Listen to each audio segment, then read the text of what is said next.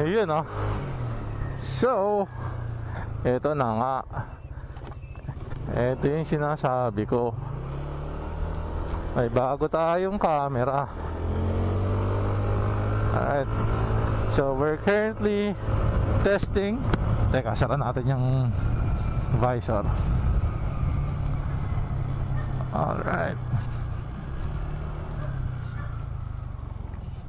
Chip, thank you! Okay, balik tayo. So, ito na nga. We're currently testing yung bagong camera ni ALX Action Cam and motorcycle gears. Excuse me. We are currently using the X Pro X20 from the makers of X10. Alright. So first impression ride, first impression test. Yan.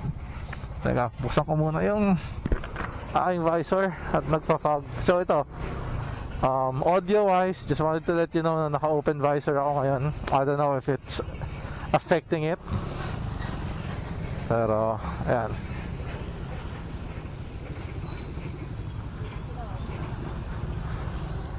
Again, we're just testing this out. Full review soon.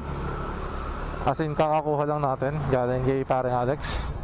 This time, it is sponsored.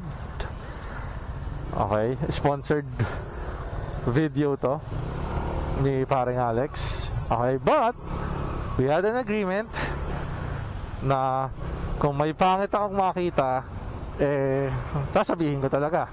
Di pwedeng hindi. Kasi para tayo naglolokohan nun. Di sana hindi review yung title ng video na gagawin ko. Sana ano na lang, positive things about X Pro X20, diba? Kesa X20 review.